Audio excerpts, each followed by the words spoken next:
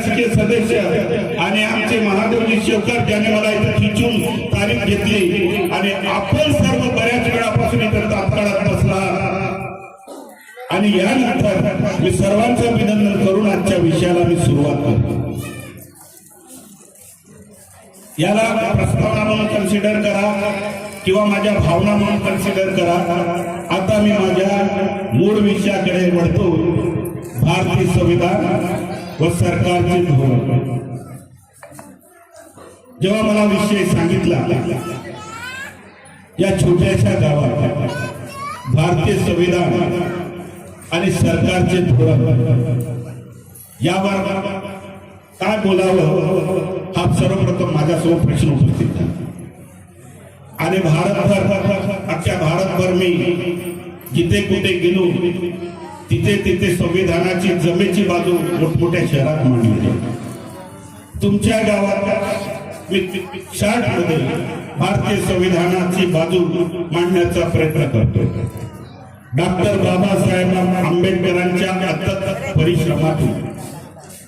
अथक परिश्रमातूनच नव्हे 2 वर्ष 11 महिने 17 दिवस राबून जो माणूस झोपला नाही संविधान बनवताना फार कमी झोपला। आणि माझ्या संशोधनामध्ये माझ्या थिसिस मध्ये मी लेखन केलेलं आहे, बाबासाहेबांना सिव्हिअर डायबिटीज केवळ रात्रंदिवस संविधान लिहिताना झोप लागायची नाही आणि त्यांच्या समोर विचार यायचे की ही संधी मला मिळाली, ही संधी मला मिळाली, या संधीचं सोनं मी कसं करावं। त्यांच्या समोर तुम्ही सर्व म्हणजे अस्पृश्य समाज होता ज्याला डिप्रेस आणि अप्रेस क्लास बाबासाहेब म्हणत होते, त्यांच्या समोर या देशातील जन्मात राहणारे आदिवासी होते, त्यांच्या समोर शूद्र म्हणून जगणारे ओबीसी होते। या समाजाचं दुःख निवारण्याचा मला जी संधी मिळाली आहे ती मी कशी पार पाडू या विवंचनेत डॉक्टर बाबासाहेब आंबेडकर फार कमी झोपले आणि त्याच्यामुळे त्यांना सिव्हिअर डायबिटीस झाला आणि सिव्हिअर डायबिटीस मुळे डॉक्टर बाबासाहेब आंबेडकरांचं संविधानाच्या त्याग समर्पणामुळे निधन झालं हे विसरता येत नाही। त्याचसोबतच त्यांना संविधान सभेमध्ये येऊ नये हा झाला त्यांचा त्याग समर्पणाचा विषय, परंतु डॉक्टर बाबासाहेब आंबेडकरांना संविधान सभेत येऊ नये म्हणून या देशातील त्या काळातील जरी ते काँग्रेसमध्ये काम करत होती परंतु त्यांची ओरिजिनल रेस ही आरएसएसशी जुळली होती। त्या लोकांनी डॉक्टर बाबासाहेब आंबेडकरांचा कळाडून विरोध केला आणि सर्वात मोठे विरोध करणारे जर अग्रणी कोण होते, ज्यांचे पुतळे 300 करोडचे आजच्या सरकारने जे उभे केले, सरदार वल्लभभाई पटेल सर्वात अग्रणी होते। आणि सरदार वल्लभभाई पटेलने घोषित केलं की बघा बघतो कसे डॉक्टर आंबेडकर संविधान सभेमध्ये येतात। अरे आम्ही दाराच्या खिडक्या सुद्धा बंद केलेल्या आहेत, परंतु धन्य है वो जोगेंद्रनाथ मंडल को हम सच्चा नमन करते हैं। जोगेंद्रनाथ मंडल ने म्हटलं मुंबईवरून डॉक्टर बाबासाहेब आंबेडकरांना संविधान सभेमध्ये जाऊ दिलं नाही। जोगेंद्रनाथ मंडलने म्हटलं की तुम्ही या बंगालवरून आम्ही तुम्हाला संविधान सभेमध्ये पाठवतो आणि डॉक्टर बाबासाहेब आंबेडकर संविधान सभेमध्ये बंगालवरून निवडून गेले। परंतु झालं कसं, या देशामध्ये देशाची विभक्ती देशाला स्वातंत्र्य देण्याचं निश्चित झालं होतं आणि स्वतंत्रता देत असताना ब्रिटिशांनी 1947 साली भारताचा स्वतंत्र असा कायदा केला होता आणि त्यापूर्वी ब्रिटिशांनी गव्हर्नमेंट ऑफ इंडिया ऍक्ट 1935 केला होता, ज्यामध्ये या देशाला हळूहळू स्वतंत्रता द्यायचं निश्चित झालं होतं। आणि झालं कसं, या देशाचे 2 तुकडे झाले आणि बाबासाहेब ज्या क्षेत्रातून निवडून आले होते बंगालवरून ते क्षेत्र पाकिस्तानमध्ये गेलं आणि त्याच्यामुळे बाबासाहेबांचं घटना समितीचं सदस्यत्व पुन्हा केलं। पुन्हा बाबासाहेबांसमोर प्रश्न पडला होता की आता मी काय करावं, परंतु बाबासाहेब जेव्हा घटना समितीचे काही दिवस सदस्य होते आणि पंडित जवाहरलाल नेहरूंनी जी प्रस्तावना मांडली होती त्या प्रस्तावनेमध्ये बाबासाहेबांना म्हणजे ज्यांचे मुस्लिम लीगचे जे सदस्य होते त्या पहिल्या मिटिंगला 296 सदस्यापैकी फार कमी सदस्य मुस्लिम लीगचे 7 सदस्य उपस्थित होते. जयकरांनी प्रस्ताव ठेवला आणि ही सभा तहकूब करावी असं जेव्हा संविधान सभेमध्ये मांडण्यात आला प्रस्ताव तेव्हा संविधान सभेचं वातावरण पूर्ण चित्त गरमाट झाली होती. आणि अशा वेळेस डॉक्टर राजेंद्र प्रसाद, तुम्हाला माहित असेल संविधान सभेचे पहिले टेम्पररी अध्यक्ष होते डॉक्टर सच्चिदानंद सिन्हा, ज्याचं आम्ही नाव घेत नाही कधी. त्यानंतर स्थायी अध्यक्ष झाले डॉक्टर राजेंद्र प्रसाद. डॉक्टर राजेंद्र प्रसादनी बाबासाहेबांना म्हटलं, त्या काळात 17 डिसेंबर 1946 ची घटना आहे, बाबासाहेब तुम्ही बोला, बी आर आंबेडकर तुम्हाला बोलायचं आहे संविधान सभेमध्ये. आणि त्या संविधान सभेमध्ये 1 से 1 विद्वान मंडळी होती, 1 से 1 शिकलेली मंडळी होती, कितीतरी बॅरिस्टर होते, कितीतरी ऍडव्होकेट होते, कितीतरी तज्ञ होते, कितीतरी प्राईम मिनिस्टर वेगवेगळ्या प्रांताची लोक होती. अशा वेळी डॉक्टर बाबासाहेब आंबेडकरांना डॉक्टर राजेंद्र प्रसाद म्हणतात की आंबेडकर तुम्हाला बोलायचं आहे, आणि तेही 10 मिनिटात. डॉक्टर बाबासाहेब आंबेडकरांना मोठा प्रश्न पडला. डॉक्टर बाबासाहेब आंबेडकर म्हणतात या संविधान सभेमध्ये मी 10 मिनिटात आणि तुम्ही मला वेळेवर जी संधी दिली, मी कसं काय बोलू? मला वाटलं की माझा नंबर दुसऱ्या दिवशी, मी दुसऱ्या दिवशी बोलणार, परंतु आपण मला संधी दिली, मी त्या संधीचं जेवढं माझ्या परीने होईल तेवढं सोनं करण्याचा प्रयत्न करतो. डॉक्टर बाबासाहेब आंबेडकर बोलले, पंडित जवाहरलाल नेहरू हे समाजवादी मी समजत होतो, परंतु या संविधान सभेमध्ये जे उद्दिष्ट सादर करण्यात आले अधिकार तर दिले, परंतु अधिकाराचं संरक्षण कसं करायचं यामध्ये कुठलाही सिक्युरिटी किंवा सेफगार्ड नाही. मी पंडित जवाहरलाल नेहरूला खूप पुढचा समाजवादी समजत होतो, परंतु पंडित जवाहरलाल नेहरूंनी जे ध्येय आणि उद्दिष्ट संविधान सभेत मांडलेले आहे, जेवढे मला अपेक्षित होते तेवढे नाही आहे. आणि त्यापुढे म्हणाले की या संविधान सभेला आम्हाला जे काही अधिकार देणार आहेत त्याची सुरक्षितेची ग्वाही कुठेही दिली नाही. आणि म्हणून या प्रस्तावाच्या बाजूने पूर्णतः सहमत. सर्वप्रथम वाटलं होतं की जेव्हा डॉक्टर आंबेडकर काय बोलतील, मुस्लिम लीगच्या विरोधात बोलतील, डॉक्टर बाबासाहेब आंबेडकर इतरांच्या विरोधात बोलतील. पुढे डॉक्टर बाबासाहेब आंबेडकर बोलले की या देशामध्ये विविध जाती आहेत, विविध पंथ आहेत, विविध धर्म आहेत, परंतु आम्ही राष्ट्रीय ऐक्याच्या भावनेने जर प्रेरित झालो तर या देशाला एक संघ भारत होण्यापासून कुणीही रोखणार नाही, अशी घोषणा डॉक्टर भीमराव आंबेडकरांनी करतात. सर्व विधानसभामध्ये टाळ्याचा गडगडाट, त्या संविधान सभेमध्ये टाळ्याचा गडगडाट झाला. पुढे डॉक्टर बाबासाहेब आंबेडकर म्हणतात आम्ही देश एकत्रित करायला चाललो, देशाचं संविधान लिहायला चाललो, परंतु या संविधान सभेमध्ये आजचे मुस्लिम लीगचे प्रतिनिधी नाहीत. आणि त्यामुळे या संविधान सभेमध्ये जे वातावरण गरम झालेलं आहे, आम्ही एकामेकाचे हेवे तेवे विसरले पाहिजे, आम्ही आपलं अहमपणा कुठेतरी काढलं पाहिजे. एवढ्याच नव्हे, आम्ही जे भीतीयुक्त स्लोगन आहे एकामेकाला धमकवणं सोडलं पाहिजे. मुस्लिम लीग सामील नाही झाली, बाबासाहेब म्हणतात की त्यांनाही आपण समजून घेतलं पाहिजे. आणि या देशाला एक संघ असं संविधान आपण देऊ शकलो तरच आमचा देश टिकेल.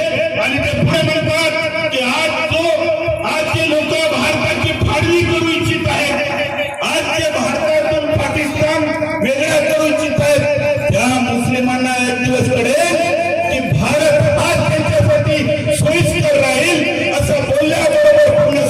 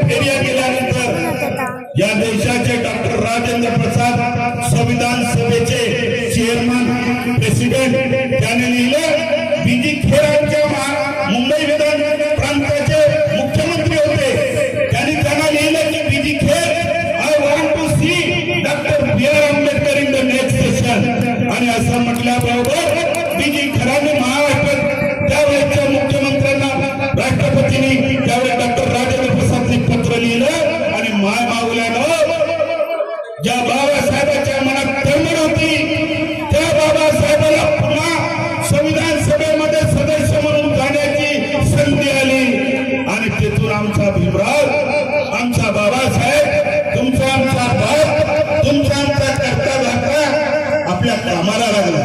जसं संविधान सभेमध्ये सदस्यत्व मिळालं, 17 कमिट्याच्या मानवलेल्या संविधानासंदर्भात आपल्या लोकांना बरंच काही माहित नाही. 17 कमिट्या होत्या आणि बिझनेस कमिटी होती. बिझनेस कमिटीने जसं बाबासाहेबांना सदस्यत्व मिळालं तसं बाबासाहेबांच्या त्यावेळेच्या बुद्धिमत्तेला, विद्वत्तेला पाहून बाबासाहेबांसोबत 7 कमिटीचे सदस्य आणि त्यामध्ये बाबासाहेबांना ड्राफ्टिंग कमिटीचं चेअरपर्सन बनवलं आणि तिथून आमच्या बाबासाहेबांची आमच्यासाठी भूमिका सुरू. आता प्रश्न उपस्थित झाला, कितीतरी सेशन झाले, कितीतरी ही लोकांना माहित नाही की बाबासाहेबांनी संविधान लिहिलं, परंतु हस्तलिखित लिहिणारा दुसरा होता. राजनारायण रायदादा त्यांनी हाताने लिहिलं होतं. सक्सेन आणि त्याच्यावर 22 भागावर वेगवेगळे जसं म्हणतात ना, छत्रपती शाहू महाराजांचा फोटो, बुद्धाचा फोटो 22 भागावर 22 डिपिक्टेड दिली. आपल्या लोकांना माहित नाही. हाताने म्हणजे एका स्टाईल मध्ये एका आर्टिस्टनं संविधान हाताने लिहिलं, ज्याला राजनारायण म्हणत होते. आणि त्यानंतर हे करत असताना बाबासाहेबांना संविधान लिहित असताना सर्व मनात व्यक्त नाही करता आलं, कारण तिथे संस्थानिक सदस्य होते, तिथे अनेक प्रांताचे सदस्य होते आणि एकटा बाबासाहेब तुमच्या आमच्या सपनाला जागृत ठेवण्यासाठी लढत होता, झगडत होता. जे ड्रॉप आले ते ड्रॉप जेव्हा संविधान सभेमध्ये बाबासाहेब ठेवायचे, तुफान विरोध व्हायचा. प्रत्येक गोष्ट डॉक्टर बाबासाहेब आंबेडकरांनी उत्तर करून सांगितली की या ठिकाणी हा शब्द मी का वापरला, या ठिकाणी मी हा शब्द कसा बदलवला. 1935च्या 1 दिवसा भारताचं संविधान तयार झालं असं या देशातील संविधान तज्ञ म्हणतात. त्या संविधान तज्ञला ज्याचं नाव कश्यप आहे, वो कश्यप जरा आके देखिए 1935 में जो गवर्नमेंट ऑफ इंडिया एक्ट बना, तिथं फक्त 14 भाग होते, तिथे 321 कलम होते, तिथे फक्त 8 परिशिष्ट होते. अरे जो संविधान हमारे भीमराव रामजी अम्बेडकर ने ड्राफ्ट किया, वहां 22 भाग है, 22 भाग, 395 कलम आहे, 8 शेड्यूल आहे आणि प्रत्येक गोष्टीचं विवरण वेगवेगळं आहे. परंतु आमच्यामध्ये संविधान तज्ञ नसल्यामुळे, संविधान तज्ञ कोण, संविधान आमच्या बापाने लिहिलं, संविधान तज्ञ कोण, देशपांडे, कुलकर्णी, कश्यप, ते संविधानाची व्याख्या ठरवायचे. परंतु आज तुम्हाला मोठ्या ताकदीने ग्वाही देतो, मी सांगितलंय मोठमोठ्या शहरातून, ओ कश्यप की हमसे आकर बात करो, हम बताते हैं कि अम्बेडकर के खून में केवल लुचे पुचे लोग हैं, संविधान तज्ञ सुद्धा लोक जन्माला आली आहेत. आणि हा तुमच्या समोर बोललेला माणूस संपूर्ण भारतामध्ये संविधान डॉक्टर बाबासाहेब आंबेडकरांचं कश्यप जे म्हणतात ते कसं खोट आहे ते समजून सांगत चाललं. आता मायमावल्याला प्रश्न पडला की आपला पहिला विषय की भारतीय संविधान, भारतीय संविधान कसं, किती काय श्रम करावं लागलं, किती भागात आहे मी तुम्हाला सांगतो. परंतु भारतीय संविधानाचा आपण एवढा उद्योजक काय करतो. भारतीय संविधानाने किंवा आम्हाला प्रोटेक्शन दिलं आहे का, भारतीय संविधानाने आम्हालाच अधिकार दिले आहेत का. भारतीय संविधानामध्ये बाबासाहेबांनी शासकीय धोरण लावण्यासाठी, सरकारचं धोरण राबवण्यासाठी वेगवेगळ्या संविधानामध्ये विंग्स दिली, वेगवेगळे. म्हणजे त्याला काय म्हणतात, एक प्रकारचं जसं आपण म्हणतो, आपण निवडून देतो, आमदार याला म्हणता तुम्ही, खासदार याला म्हणता, तिथून निवडून येणारा माणूस पुढे मिनिस्टर बनतो, त्यानंतर लेजिस्लेटिव्ह, एक्झिक्युटिव्ह आणि ज्युडिशियल. आपल्या संविधानाने हे 3 महत्वाचे अंग दिलेले आहेत, कार्यकारी मंडळ, विधिमंडळ आणि न्यायपालिका. आता प्रश्न उपस्थित होतो की एक्झिक्युटिव्ह म्हणजे जे आपण निवडून देतो ना, त्याच्यातून मंत्री होता. राज्य लेवलला विचार केला तर राज्याचा गव्हर्नर, कॅबिनेट मिनिस्टर हे झाले एक्झिक्युटिव्ह. केंद्रीय लेवलला विचार केला, राष्ट्रपती, उपराष्ट्रपती आणि जे आपण खासदार निवडून देतो त्यामधून जो कॅबिनेट मिनिस्टर बनतो ते झाले एक्झिक्युटिव्ह. लेजिस्लेचर म्हणजे विधानसभा ही लेजिस्लेचर आपण आमदार निवडून देतो. महाराष्ट्रामध्ये 288 आमदार असतात, लोकसभेमध्ये 545 खासदार आहेत. हे लोक आपल्या जीवन मरण्यासाठी तिथं कायदे करतात. यांचं काम काय?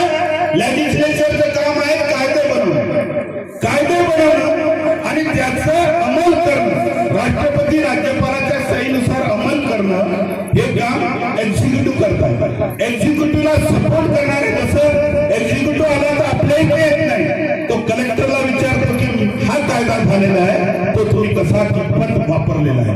आता ही झाली लेजिस्लेचर, एक्झिक्युटिव्ह आणि ज्युडिशियरी. आता लेजिस्लेचर आणि एक्झिक्युटिव्ह हे जे कार्यपालिका आणि विधिमंडळ हे एकमेकाला जबाबदार आहे. म्हणजे आमदार कोणाला निवडतात? मिनिस्टरला निवडतात. मिनिस्टर जर चुकला तर त्याला राजीनामा द्या कोण म्हणतात? हेच आमदार म्हणतात. म्हणजे हे त्यांच्यावर अवलंबून आहे आणि ते यांच्यावर अवलंबून आहे. तुम्ही पाहिले असेल की महाराष्ट्र राज्यामध्ये अनेक मिनिस्टरनी वेगवेगळ्या प्रसंगी राजीनामा दिला जेव्हा आमदारांनी निवड केली.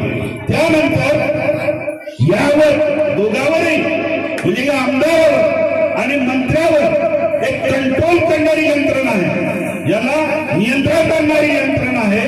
आणि जी सर्वात मोठी डॉक्टर बाबासाहेब आंबेडकरांनी जगाचे संविधान पूर्ण वाचन करून या देशामध्ये इंडिपेंडंट यंत्रणा निर्माण केली, स्वतंत्र यंत्रणा, ती आमदारावर नियंत्रण करते, ती मिनिस्टरवर नियंत्रण करते, ज्याला आपण म्हणतो न्यायपालिका.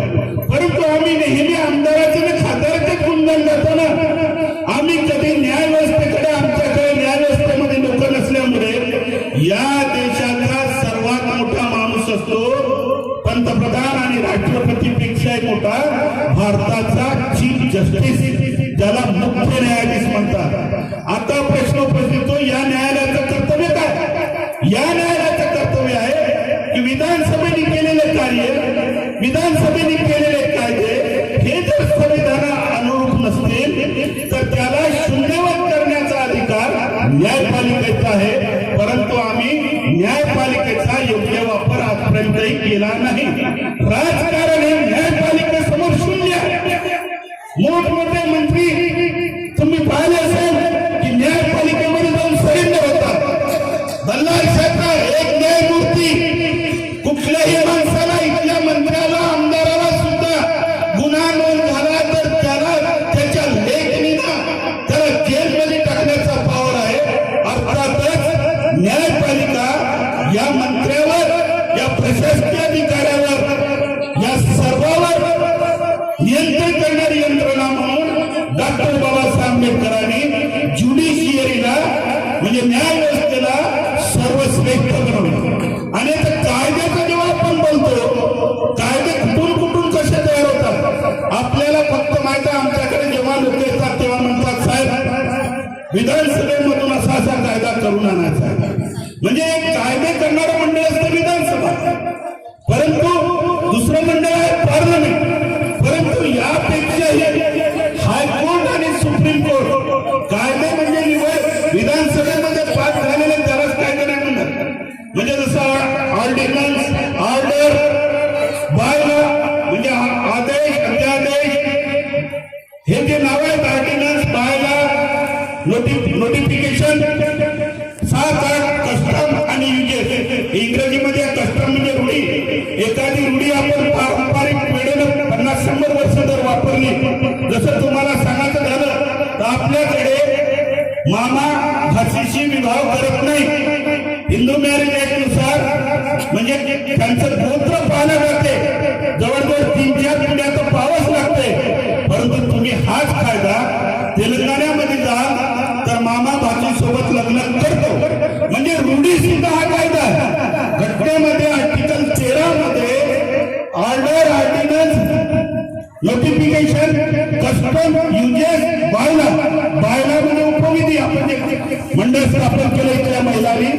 देशाने आपला बायला बनवलेला आहे. बायला म्हणजे घटना लिहिली आहे तुम्ही. त्या घटनामध्ये तुम्ही अध्यक्ष, उपाध्यक्ष, कोषाध्यक्ष याला बायला म्हणतात. म्हणजे तो सुद्धा तुमचा कायदा झाला.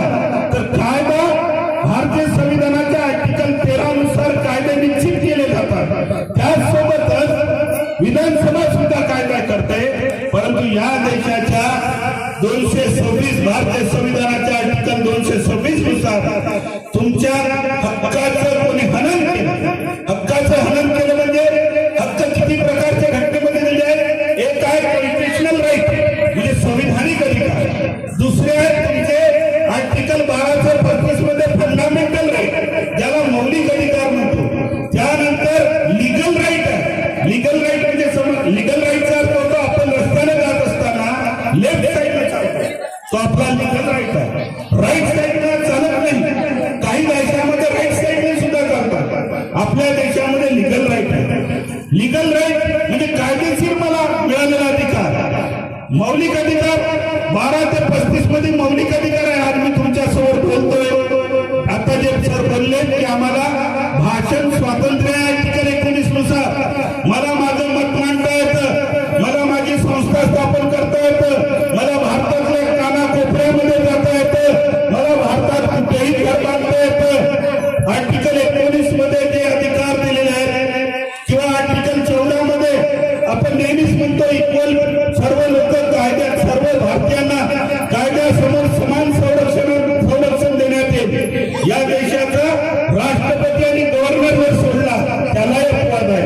राष्ट्रपती गव्हर्नरवर सोडला सर्व कायद्यासमोर समान आहे. एखाद्याने चोरी केली किंवा एखाद्याने भ्रष्टाचार केला तो कुणी असो तो कायद्यासमोर समान असतो. ज्याला आपण आर्टिकल अनुच्छेद 14 म्हणतो. आर्टिकल 14 आणि 15 जे नियोजन आपण म्हणत आहोत सरकारचे धोरण एखाद्याचं कल्याण कसं करायचं, एकाला मोठं कसं करायचं, घटना आपल्याला नियोजन काय देते, घटना आपण का उडवून करतो त्याचं कारणच आहे भारतीय संविधान हा आमच्या जगण्याचा मसोदा आहे. ते आम्हाला जगण्याचे सवय शिकवतं. कायदे तर देतं परंतु आमचं जीवनमान आपण जसं म्हटलंय की यामध्ये आपण म्हटलंय काय म्हटलंय सर्वप्रथम सार्वभौम समाजवादी लोकशाही गणराज्य म्हटलेलं आहे.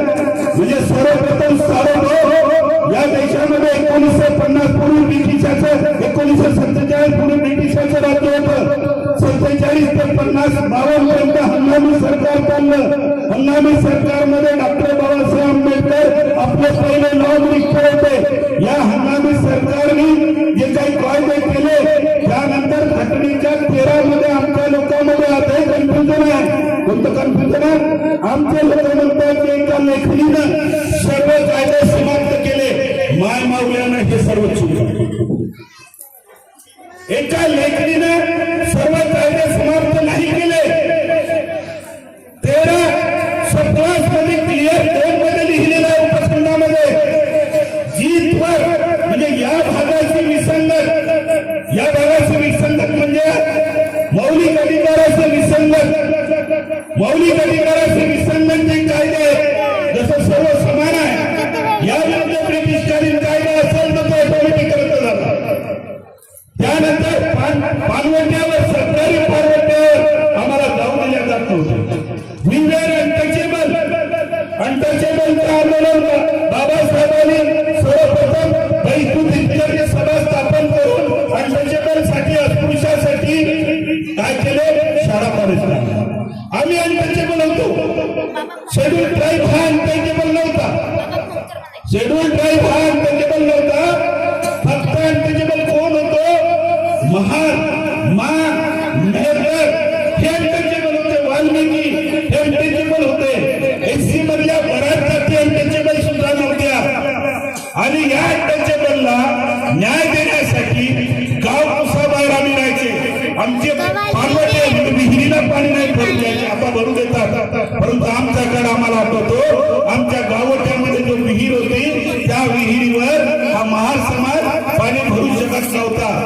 हे सर्व कायदे म्हणजे या कायद्याशी विपरीत जेवढे कायदे आहेत तेवढेच फक्त नल अँड वाईट झालेले आहे. मात्र इतर कायदे आज जशाने तसे म्हणजे जसं आपण जमीन घेतो म्हणजे सेल साईड गुड्स जेव्हा आपण एकामेकाची जमीन घेतो किंवा आपण विसार पत्र लिहितो करार करतो हे सर्व आजही ब्रिटिशकालीन कायदे जशाने तसे आहे। तुम्ही गैरसमज मध्ये जाऊ नका की एका लेखणीने सर्व कायदे बदलले। दोनच कायदे बाबासाहेबांनी 395 कलमामध्ये रद्द केले। 395 मध्ये रद्द केलेले दोन कायदे भारत कायदा ब्रिटिशांनी तयार केला तो रद्द केला आणि 1935 मध्ये गव्हर्नमेंट ऑफ इंडिया ऍक्ट झाला होता। म्हणजे घटना लिहिण्यापर्यंत 1935 चा घटनामधूनच कायदा वापरण्यात जात होता। तो कायदा बाबासाहेबांनी 395 मध्ये रद्द केला आणि 372 कलमामध्ये बाबासाहेब म्हणतात की जे कायदे ब्रिटिशकालीन आहे ब्रिटिशकालीन कायदे जोपर्यंत अथॉरिटी रद्द करणार नाही, अथॉरिटी म्हणजे कोण, विधानसभा आणि पार्लमेंट रद्द करणार नाही तोपर्यंत ते कायदे जशाने तसे लागू राहतील। आपले लोक घटना वाचत नाही, शिकतात मांडेकर आणि सांगतात आंबेडकर, शिकतात इतिहास सांगतात घटना, कायद्याच्या कवडीचं ज्ञान नाही, लोकांसमोर हिरवगिरी करणं यामध्ये आमचा समाज पटाईत आहे। या भिक्खूचा आपण आदर म्हणजे पूजापाठन करता हे कुठेही शिकलेले नाहीत, त्यांना काही पात्रता नाही। जसं मौलवीचा मुस्लिम मौलवी ऐकत आहे, ख्रिश्चनाचा ऐकत आहे, तसा बुद्धचा कुठलाही ऐकत नाही। बायकोने सोडलं वय बनते, महारोग झाला वय बनते, नोकरी लागली नाही वय बनते आणि हे बनते फक्त आम्हाला येऊन सांगतात की बुद्ध सर्व गच्छामी असं म्हणायचं, दुसरीकडे जाऊन कधीच सांगत नाही। बाबासाहेबांनी दीक्षा दिली तेवढं सर्व तिथं हजर झाले आणि तेच बुद्धिस्ट आहे।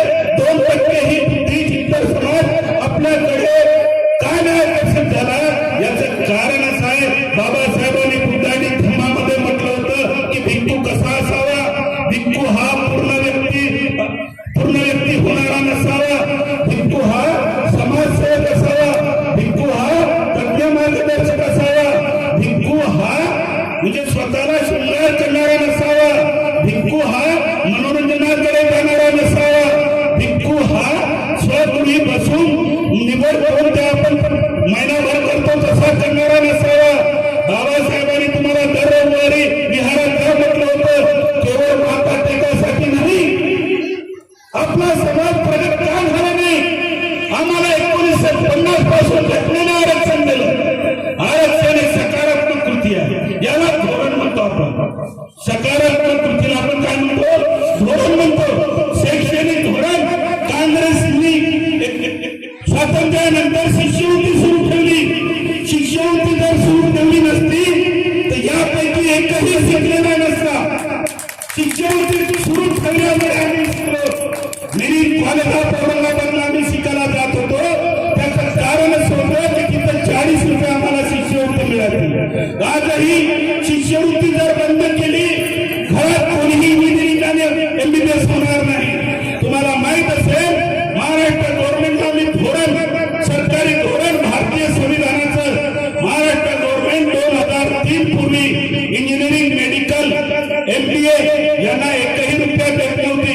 2003 पूर्वी जर आकडे बघाल, जीवले साहेबांना माहित असेल 2003 पूर्वी प्रायव्हेट कॉलेजमध्ये जाऊन कोणीही शिकू शकत नव्हता।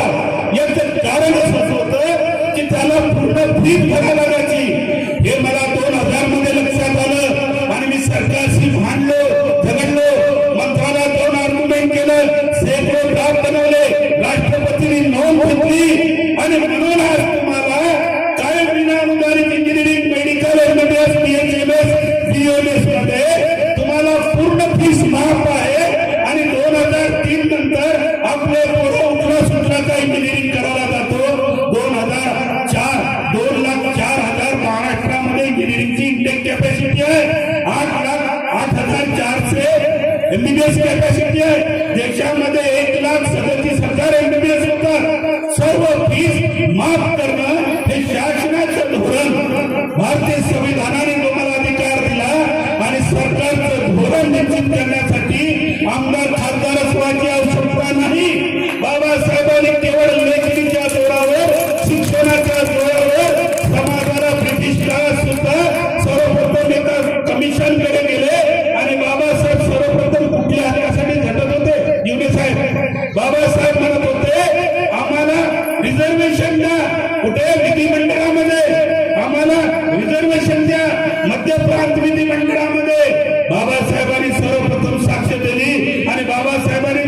काय म्हटलं, आम्हाला मतदानाचा अधिकार द्या.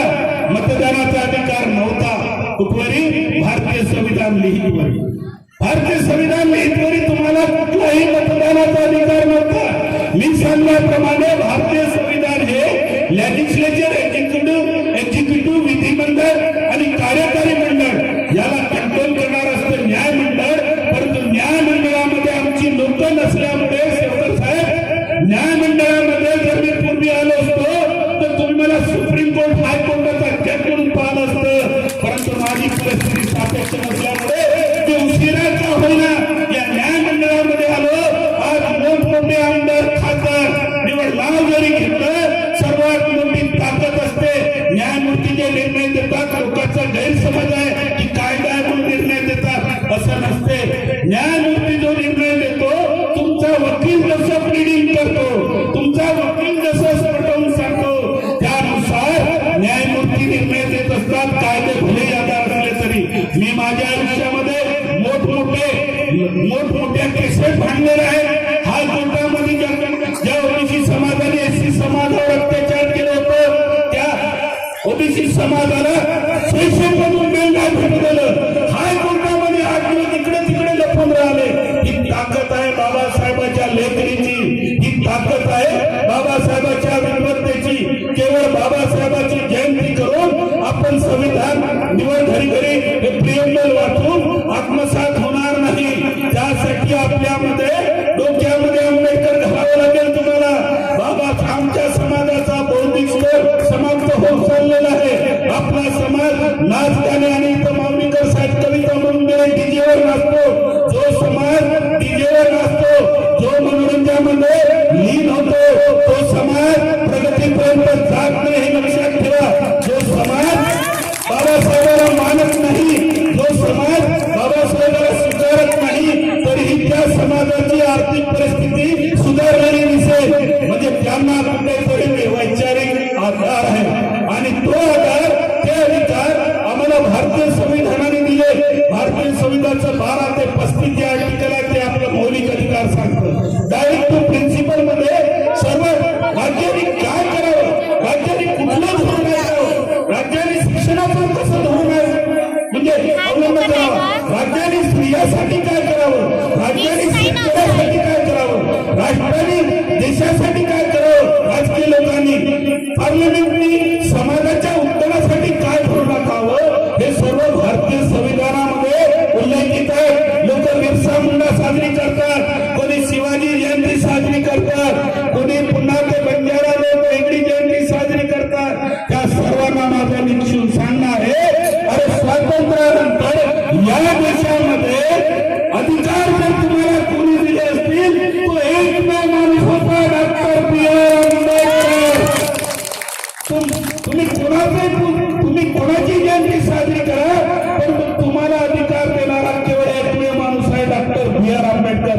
लाख विरोध करूनही तुम्हाला माहित नसेल, बाबासाहेब प्राथमिक एज्युकेशनचं धोरण फंडामेंटल राईट मध्ये टाकू इच्छित होते. परंतु बाबासाहेबांना विरोध करणारे संविधान सभेमध्ये भरपूर लोक होते. बाबासाहेब एके वेळेस तर खूप अपसेट झाले होते. अपसेट झाले म्हणण्यापेक्षा बाबासाहेब मनाला लागले होते. बाबासाहेबांनी विचार केला की आता माझं काही चालणार नाही. परंतु बाबासाहेबांचं वादविवाद, ज्याला आपण डिबेट म्हणतो, बाबासाहेबांची बुद्धिमत्ता, एक मुद्दा पटवून सांगण्याची पद्धत, तरीही बाबासाहेब प्राथमिक एज्युकेशन फंडामेंटल राईट मध्ये नाही टाकू शकले. म्हणून बाबासाहेबांनी आर्टिकल 47 अनुच्छेद मध्ये लिहून गेले की हे संविधान लागू झाल्यापासून एकूण 10 वर्षानंतर फ्री अँड मोफत आणि सक्तीचं शिक्षण 6 ते 14 वयोगटातील लोकांना दिलं पाहिजे. बाबासाहेबांचं म्हणणं डायरेक्ट टू प्रिन्सिपल मध्ये आलं. बाबासाहेबांनी ज्याला धोरण म्हणतात, बाबासाहेबांनी डायरेक्ट टू प्रिन्सिपल मध्ये स्त्रियांना समान दर्जा दिला. There is no discrimination.